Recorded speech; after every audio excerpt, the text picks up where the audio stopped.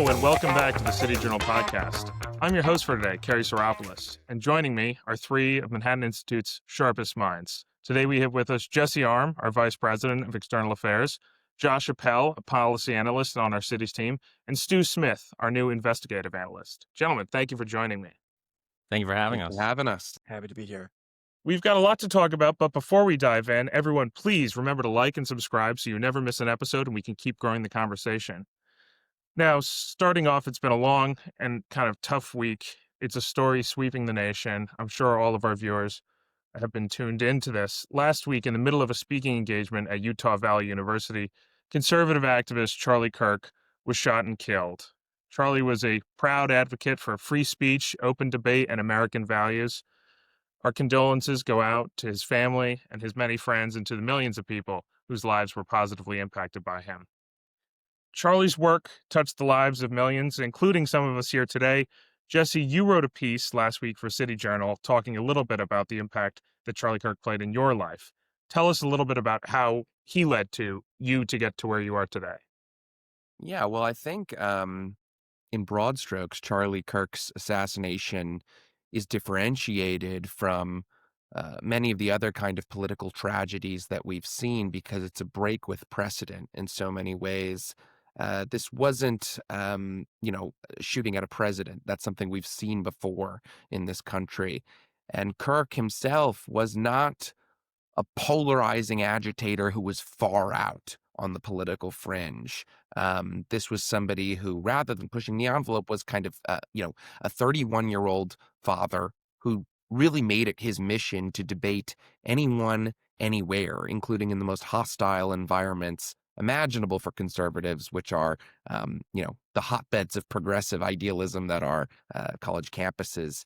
And this is somebody who sort of succeeded to make conservatism feel a lot younger and more confident and more mainstream, perhaps the most successful man in doing so since William F. Buckley. And I remember the first time I heard him, it was a freezing and bitterly cold night in 2018 at the University of Michigan. And I walked out kind of convinced he was in many ways a rival to maybe the faction of the conservative right that I had been being built up in. I was doing work for a different right of center think tank at the time as their campus ambassador, one that really kind of prized this bipartisan respectability. And like Kirk did for so many more people over the years who were much further apart from him than I was on the ideological spectrum, he changed my mind that evening. He had this rare mix of charisma and humor and really relentless kind of preparation and a command of the facts that made him dangerous to the left and inspiring to young conservatives from a kind of across the political right. And he did it the right way, as you're saying. He did it the right way. And as the New York Times said, to their credit, he was an advocate of debate and really focused on changing hearts and minds. Josh, Stu, were you viewers of Charlie Kirk? I know that he was a giant, even for those who didn't watch him. Yeah, I certainly would watch his debates, and what always struck me was not just, as Jesse said, his command of the facts and his charisma, but his elegance. And I've never seen a clip of him, as far as my knowledge extends, of him yelling or exuding any ad hominem attack. He really was respectful. He cared about the issues, not necessarily the people and the emotions. And he always remained very composed. And that's something that not a lot of people can say when they enter, like Jesse said, these hotbeds of progressive idealism. And so I think it's a huge loss for us that we lost that person who was able to exemplify conservative ideas and present them in a way that was palatable and calm and composed. And it just troubles me that we no longer have that representative. Well, look, I've seen videos of him yelling and tossing out ad hominem attacks. So we should, paint the picture of the man in full here. But I actually think in many ways the fact that he did that was an indicator of the fact that he was the one who was prepared for the political warfare that we were entering in the Trump era. For many young conservatives, I think he stood out as this larger than life figure because finally there was someone who was fighting with the same toolkit that the hard left was that they encountered on these college campuses. And at the same time, Kirk was somebody who I think was intensely concerned with, well, what might happen in the absence of someone like him? One of his last interviews before his assassination was actually on Tucker Carlson's show, of all places, and he cautioned himself and said that he really thought of his political project in large part as preventing radical revolution. He was someone who was deeply concerned with online conspiratorial, um, sometimes anti Semitic rabbit holes that young men could go down if left with sort of unchecked access to the internet, paired with an intense grievance culture and an attitude that was sort of like, it's too hard to date, so I guess I just won't. It's too hard to find community in church, so I'll just stay on my computer. Charlie was someone who, until the very end, cautioned aggressively against that instinct and was trying to build a healthier right, whether or not you liked his strategy to get there. I want to bring you into this as we try and parse this really senseless crime. We're trying to figure out the motivations. Over the weekend, his alleged killer, Tyler Robinson, was arrested in part due to the help of his father. Details are still emerging, and the motivations of the killer are not entirely sure, but there are clues. And one big clue is the engravings found on the bullet casings. And we don't want to be too salacious here, but Stu, you're somebody who's done a lot of work in these extreme and radical circles, online, heavily online. Can you help us parse a little bit and understand what these phrases were? I think there was maybe 4 phrases engraved on the bullets. Could you just take us through them one by one and give us very quick hits on what they mean? Yeah, so we have two inscriptions that I would say are clearly anti-fascist. One is very obviously "Hey fascist, catch," followed by a video game input from Helldivers 2. The next one is Bella Ciao, which has a long history, decades long, going back to the Second World War as an Italian anti-fascist song. And you also have that being part of the anti-fascist lexicon here in America. You have a media company in LA that Andy No has noted shares the same name of Bella Ciao Cinema. And then also Bella Ciao was also used in the manifesto for the 2019 Tacoma Antifa gunman. So it's something that has been used quite recently. The next two inscriptions are a little bit tougher to parse, and I think speaks more to what Jesse was talking about, where online radicalization, going down weird rabbit holes, where, this is Robinson was clearly someone who was on the internet way too much. His own mother noted it back when he was doing a meme-inspired Halloween costume in 2018. But these next two inscriptions are, if you read this, you're gay, LMAO, which I just think was supposed to be this sort of like nihilistic, absurdist, internet Gen Z kind of humor. And then the next one I think is the inscription that's leaving the most people with a lot of confusion, which is notices bulge, OWO, what's this? And this has This was origins and the very furry confusing community. for a lot of people. Yeah. Yeah. But I think You're it's gonna have to explain the furry community to our listeners, and I'm really sorry to task you with I, that, Stu. I, yeah, I would say the furry community is a form of sexual deviance that is where people like to dress up as animals, anthropomorphic animals. Um, you know, take that as you will, but And there is now credible reporting from a number of outlets that suggests that the murderer was a furry himself, and that his partner, or correct me if I'm wrong. What's the story there, Stu? yes. So Robinson appears to be in a relationship with someone named Lance Luna Twiggs. Um, this is a MTF trans, possible femboy, and even a lot of the humor of the notices bulge on TikTok. A lot of people are openly saying this seems like someone who was a terminally online femboy. So I mean, this is something that people What are is a femboy? yeah, no, so with a MTF trans, this is someone who is Meaning male to female? yes, sorry. So male to female trans, that's someone who believes they are a woman. A femboy would be a man who just likes to be excessively feminine. So dressing up. It's one of those distinctions that I personally eye roll at, but I think it's something that as we try to actually understand the full scope of this terrible crime, we're going to have to actually dive into the nastiness of these online communities and what they're And this pushing. and this comes as many groups are trying to, at the same time as they're celebrating Charlie Kirk's death, paint his killer as somebody from the right, of the right, aligned with certain more radical factions of the right. But from what you've seen, Stu, including people on the left celebrating his death using these terms, this would appear to be terms associated with the left, including but not exclusive to the Antifa slogans. Yeah, absolutely. And I think it's disingenuous for anyone to push it as anything other than that. Yeah. I just Jesse- want to say I appreciate Stu going down some of these ugly, dark internet rabbit holes in an investigative capacity so that the rest of us know what the hell's going on. Thank you. It's tough work sometimes. Jesse, you helped to coin the term Luigiism. Does this fit the profile of that same wave of political violence, perhaps best embodied by the killing of the United Healthcare CEO by Luigi Mangione? Well, when I wrote the piece about Luigiism for City Journal, I should explain that I was referring to Luigi Mangione, the killer of Brian Thompson, the United Healthcare CEO, in Manhattan a few months ago.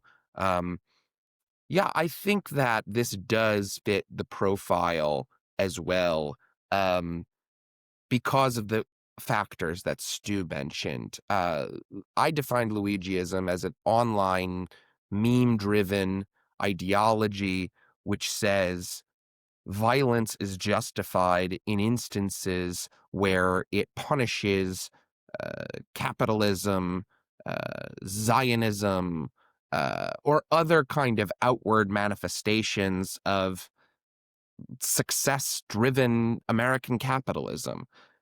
What is Charlie Kirk if not that? I mean, Charlie built Turning Point USA into the Republican Party's most effective ground game operation, so much so that in 2024, the Trump presidential campaign essentially outsourced all of its voter mobilization efforts to him and away from the traditional vehicle for such activities like the Republican National Committee.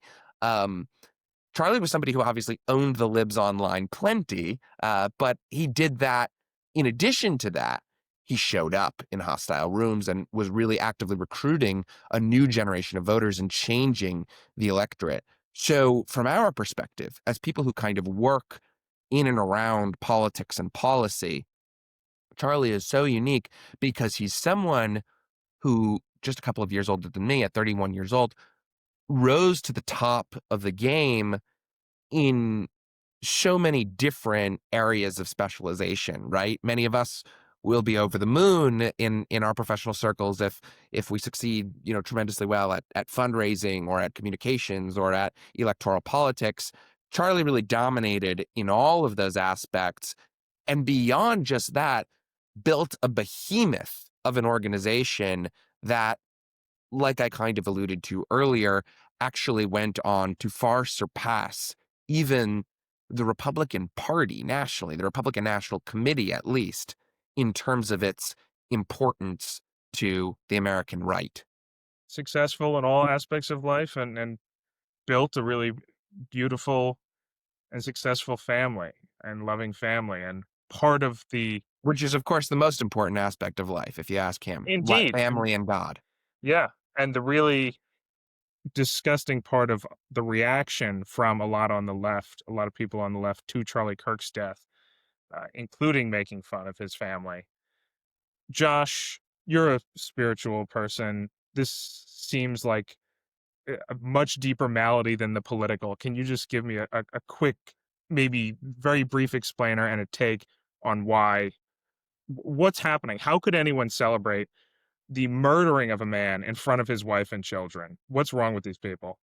Yeah, well, I think this goes back to a long legacy of history, really started by Robespierre during the French Revolution, that terror is virtue. And it is this belief that has been passed down throughout the generations to Marx and Lenin and Mao. And now it has come to the shores of America. And the idea is that I think we have become so polarized in our politics, part of it because of the social media, and that environment that Stu and Jesse are really talking about. But also, I think a deeper cultural shift that began in the countercultural revolution of the 1960s.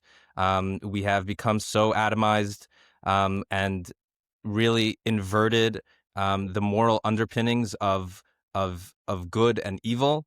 Just as a cultural example, this might seem silly, but I think it does say a lot. One of the best and most well-known movies last year was Wicked, and the central question in Wicked is: are people born evil, or is evil thrust upon them? And I really think that says a lot about where we stand now. And that movie was so well known and ubiquitous and an Oscar nominee. And the idea that evil people are not responsible for their actions, but instead are products of a system, and that we have turned around and basically outsourced our responsibility to then pin all of our problems on the system that has created the prosperity in the West. And we have taken that for granted for many reasons. But at the end of the day, I think people have been raised with this ideology of taking things for granted, not recognizing how amazing and terrific the West has been overall, despite its imperfections, of course, but as a force against other forms of democracy. As Winston Churchill said, democracy is the worst form of government, except for the others that have been tried from time to time. And I think Going back a long way here, we have but yeah, forgotten that lesson. thank you for that historical context, Josh. And Stu, you've done great work chronicling a lot of the reaction to Kirk's death. Could you just maybe say a few words? Is this a really localized effect, or is this quite widespread? I think it's really widespread. When Trump was almost assassinated, you saw a wave of this, but it was It the seems like even to a greater degree than Trump's assassination attempt. yeah, and the only thing it's reminiscent of is when Queen Elizabeth died, and this is way more gleeful.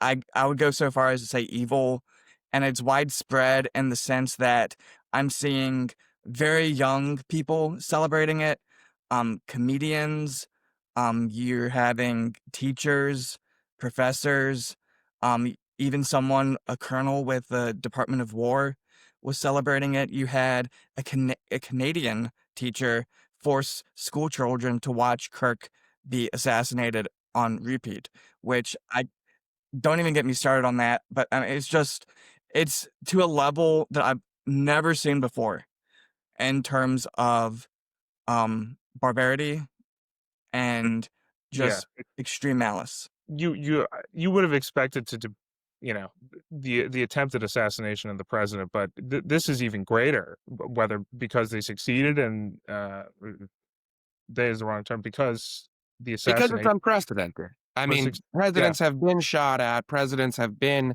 assassinated, for better or worse. But the targeting of a guy, right, a 31-year-old guy with a wife and kids who goes around and sets up a tent on college campuses and challenges anybody, whether it's a tenured academic professor or a blue-haired sociology major sophomore, to challenge him on the merits of the arguments. And this is a man with admittedly a very large platform, but he invited anybody to come and, despite not having a platform, debate him on the merits, toe to toe. And that was what was perceived as so threatening, that he had to be eliminated by this individual. And it is worth saying that at the end of the day, an individual killed Charlie Kirk. A culture that, as Josh talked about, I mean, it is bizarre that so much of this kind of left-driven nihilism, envy-soaked rage is elite driven. That's very bizarre that there are, and the movie Josh referenced is not the only one. I think there's another one with Leonardo DiCaprio coming out soon that plays with some of these same themes.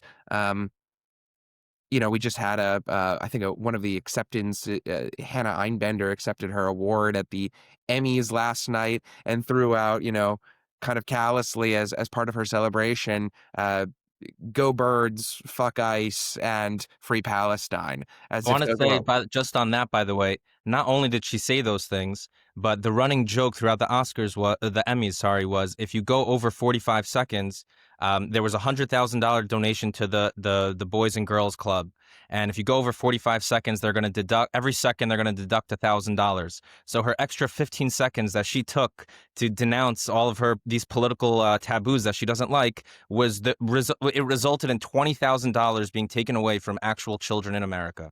Yeah, and she said she'd make up for it. But I think the point is that's why she does it, right? It's not Exactly. about a direct positive impact on any people in particular. It's because she knows that in the attention economy, she will be rewarded for this tomorrow by people who both hate her message and, for the crowds of people who support omni-cause leftism, whatever the issue of the day is. I don't know how they feel about the Philadelphia Eagles, but on net, that's why she's doing this, And and we should be she's clear-eyed about that, and clear-eyed about the fact that far more people have been attending vigils and have been impacted and affected by the murder of Charlie Kirk than watched the Emmys last night.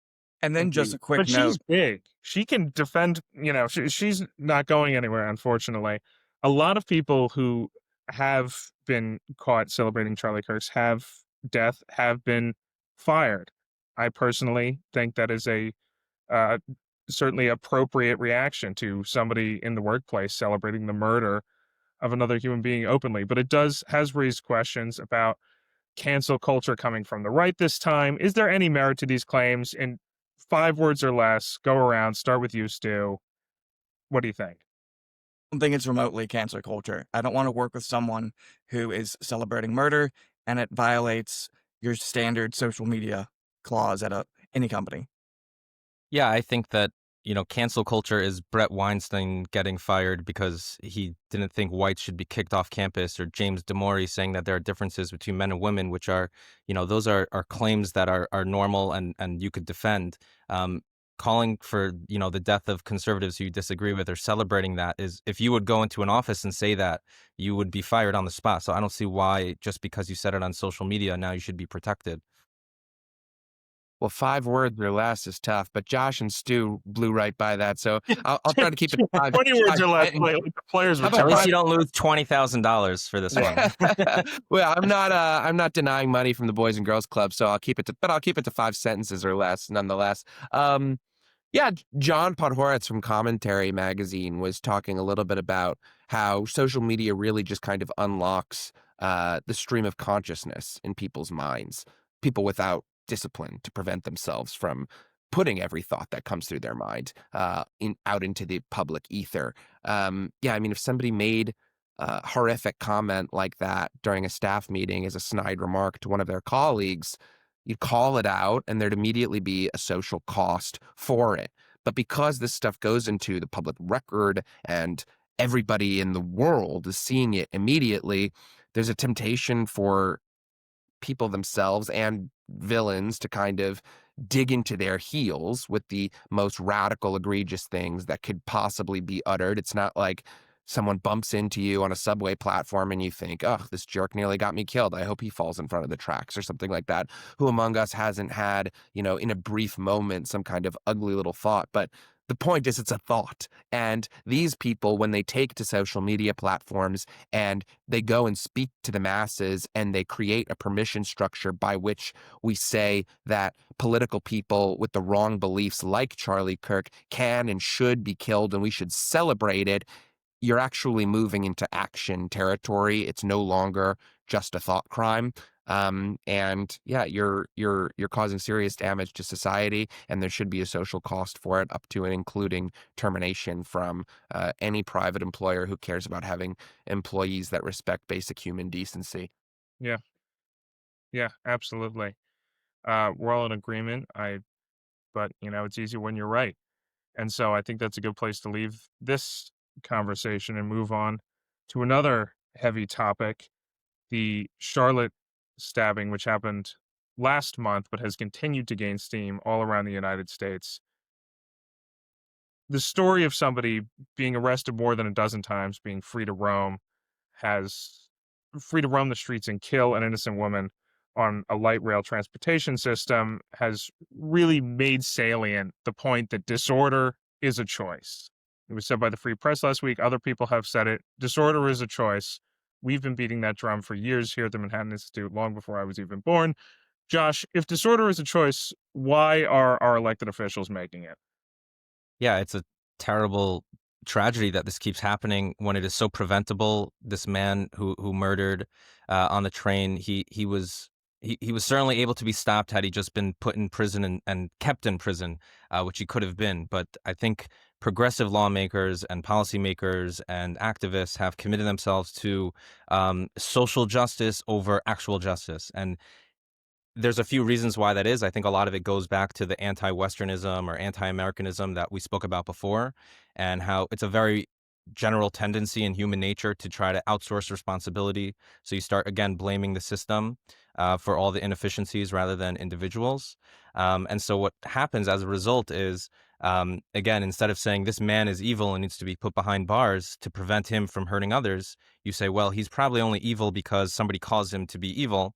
And therefore, if we just are nice and we play nice and kind, then he'll be fine. He'll be fixed. But in the effort to create a utopia, we're really creating this dystopian society where people don't feel safe on the subway. People are always looking over their shoulder, and It doesn't it's a even have to horrible be a thing. question of evil, right? The guy was severely mentally ill. He should have been Right? Exactly. in the institution, if not behind bars for his previous Right, which is crimes. why the involuntary commitment moves by the Trump administration, I think, are very beneficial for society. You can't have this misplaced sensitivity for someone who's clearly mentally ill, and then hold all of the people hostage, the regular citizenry, to not be able to live their lives commuting to work. You spoke a Yeah, little bit. not just that, but also to tie this into the broader national environment around this issue and a lot of what's being talked about in the media. We're coming up on the 30-day mark of the National Guard's heavy presence here in Washington, D.C. And I think the response to that from the Democratic Black female mayor of Washington, Muriel Bowser, who has kind of made her peace with it and expressed some actual positive enthusiasm about the impact that At least the in National Guard's presence in the nation's capital has had, which is inarguably positive.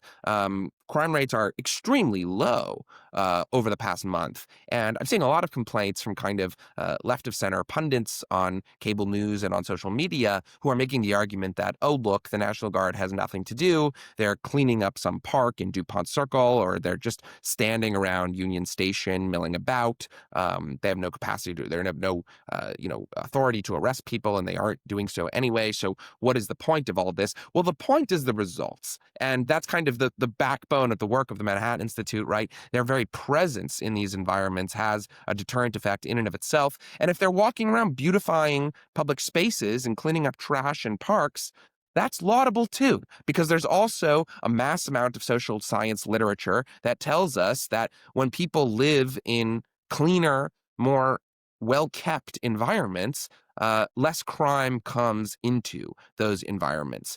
And I think the smart retort that other voices on the left, or I guess some of the same voices, have been pushing out is that, well, what about all these crime-ridden cities in red states?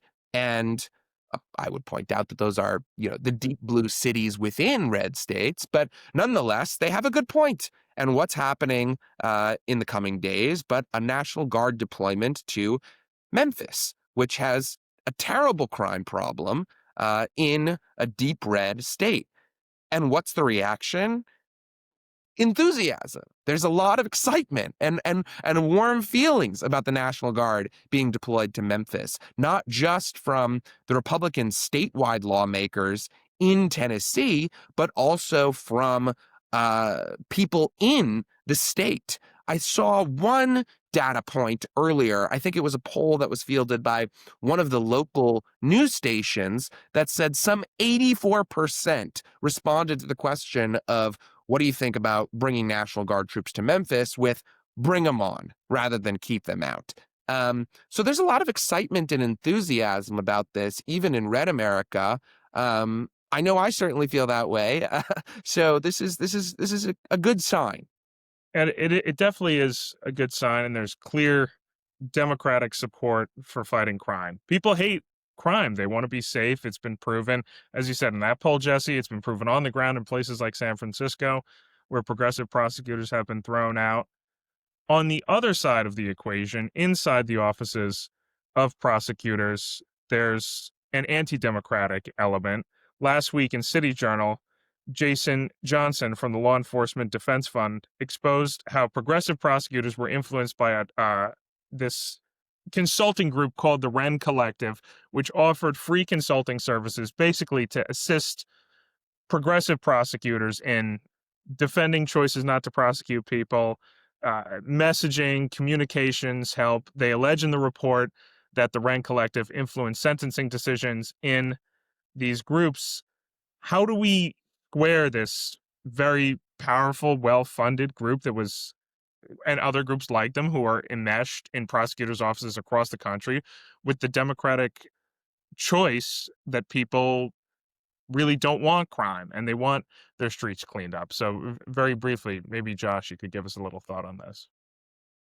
I think that there's the again, it goes back to this idea, but there's also I guess people tend to take for granted the progress that is made during these these periods of destruction in our cities. And so they, for example, after the terrible years of the 70s in the New York, we ended up with Rudy Giuliani and eventually Mike Bloomberg. And then sort of moving after that, you get to de Blasio, and then de Blasio creates Adams, and then Adams creates Mamdani. And so we kind of are going on this roller coaster of, the safety of the conservative years allows for the progressive groups to come back in and say, well, look, the cities are running great, so now try progressivism again. And I think that I don't know why we keep falling for the trap. It happened even in Portland. They elected a DA who decriminalized drugs, and it didn't work. And now they're starting to go more towards conservative ideas. And so it just seems like we're on this never-ending roller coaster where we try the progressive ideas, and then eventually we realize it destroys the city. And then we bring back in the conservative ideas. People say, wow, everything is great. Let's try the progressive ideas again. I want to get Kerry, you in. let me posit something specifically in response to Jason Johnson's piece on the Law Enforcement Legal Defense Fund and shadowy ties to a Democratic consulting group. This is not new, okay? And this is a symptomatic problem with Democratic Party politics. It's why a lot of people from this ideological camp that I actually hope succeeds in the abundance crowd, which says we need to be a little bit more market oriented. We need to be a little bit less burdensome with regulations and burying things in environmental reviews, because we believe in the power of government. This is a left of center political movement for the most part. Enthusiasm from folks who like government and want it to do more things about making it easier for government to do more in those things.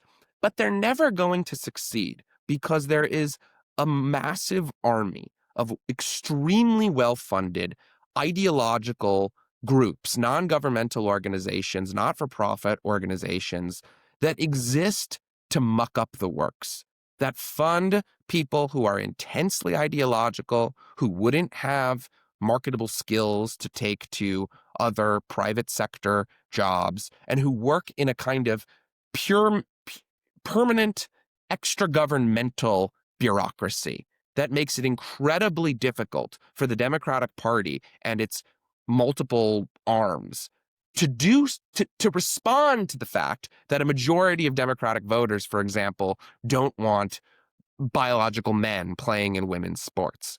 despite the fact that their own voters agree with that core proposition. The politicians in that party don't have the permission structure to move away from that position because there is an army of groups heavily embedded into their politics, and even more importantly, the funding of those politicians' campaigns, which says, no, you need to take the maximalist ideological position, and we're not going to give you any wiggle room on that front. It's a very similar story with crime, and it's why the Democratic Party has moved so far left, farther left than the people who at least used to make up the core of its voters.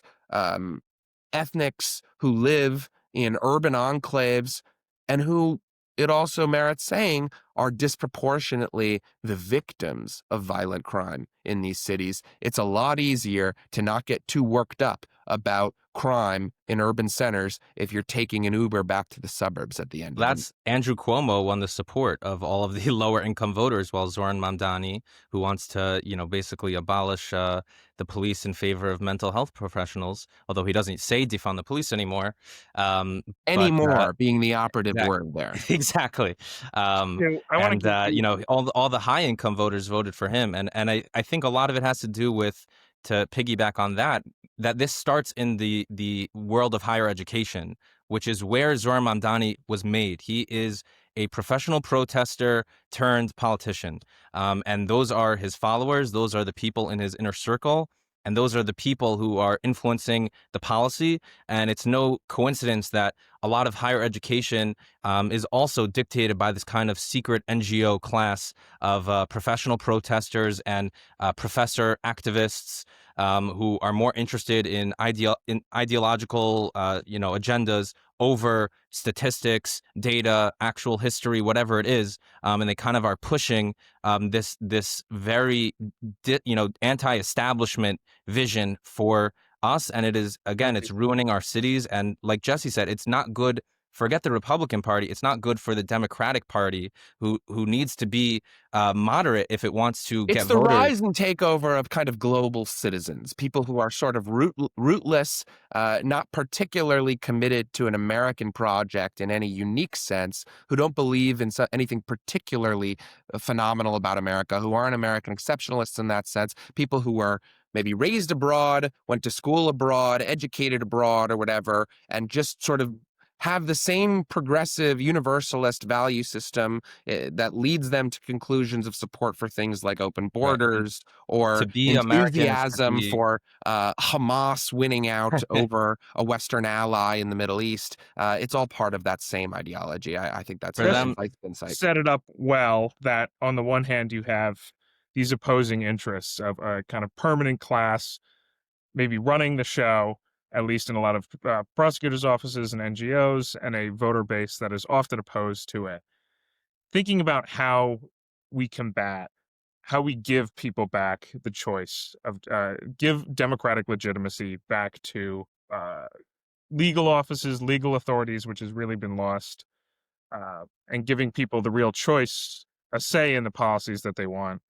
How do we do this? One approach has been to raise the salience of issues. That's why this Irina Zarutska story has become so big. It's raising the salience of these crime policies. People are trying to ramp it up even more. Irish tech CEO out of SF, Yogan McCabe, has announced a campaign to give away $500,000 to paint murals of the Charlotte victim, Irina Zarutska, all over the nation to serve as a reminder of the costs of progressive crime policies. What do we make about this approach? Let's wrap this up, but yes or no, do we like this? Good or bad? Is this a positive approach? Who are you expecting a no from on painting murals of Irina Zarutska? I mean, come on, Kerry. You're in the host chair and you're asking like the least divisive questions. Public art, maybe if it's done right, that'll be my hedge. If it's done poorly, I don't like. Okay, as long as it's not brutalist, as long as it's not AI slop, I'll be okay with it. I think it's a good start. I think it's one tactic, but you need way more education focused, avenues to really bring this to the average person. I think it's it's beautiful, it's great. I love the spirit of it, but we need even more to fight this because it feels like a losing battle sometimes. think Yeah, I'm good with it, even if it is AI slop, honestly. I saw Ted Cruz tweet out a picture of Charlie Kirk and Arena sitting together in that bus seat, and I was moved. I don't know. Yeah, see, I'm a sucker for it, even when it is AI slop. So I'm all for it. yeah, I think I would rather it not be AI. I just like the edifying nature of traditional art, but I do think that it also requires not I think number one, culturally it is important to have guardrails and to create a culture again that um has a stigma around celebrating this type of ideas or policies, whatever it is, but it also requires, like Stu said, on the ground policy against a lot of what is happening in higher education. thanks, Josh. After these two tragic events in the past couple of weeks, I was reminded of a piece that you wrote, Josh, not for City Journal, but for Real Clear Books about C.S. Lewis, whom our audience may be familiar with as the author of children's books, The Chronicles of Narnia. But you make the case that Lewis was one of the 20th century's greatest intellectual opponents of nihilism, pessimism, and spiritual death. Josh, maybe that's your answer, but just as we're facing these dark times, I want to give everyone the opportunity to maybe make a recommendation, a book, piece of literature, song, art, something you like that gives you strength, hope, spiritual fortitude in these dark times. Josh, is C.S. Lewis your answer? Yeah, C.S. Lewis and Tolkien. I just find that their myth and folklore could, mix together with the sort of didactic vision of bravery and courage and strength. I find them very inspiring and uplifting, and I highly recommend anything that each of those two have written. I am a fan of Virgil's The Aeneid. It starts in the middle of things where the Trojans have just lost the war, they're scattered, and they're trying to find purpose again. And Aeneas is rallying his men, and he gives the advice an hour will come with pleasure to relate your sorrow pass as benefits of fate. And I think there's a powerful lesson there about even in dark, terrible times, you know, this is an opportunity to rise up, be stronger than ever, and to, use it as inspiration, even if it's, a tragedy like losing a titan like Charlie Kirk. What can we do to honor his legacy and, make something positive out of something terrible? Yeah, well, even though I'm not the religious authority on this particular panel, I don't know if our audience is fully aware of this, but Josh is actually a ordained rabbi. But I go to an old classic. I go to the Book of Psalms, specifically Psalm 23. Though I walk through the valley of the shadow of death, I fear no evil, for you are with me. Your rod and your staff encourage me. I play the hits. I play the hits. So. They're hits for a reason. I like it, Jesse. It's not cliche, it's just good.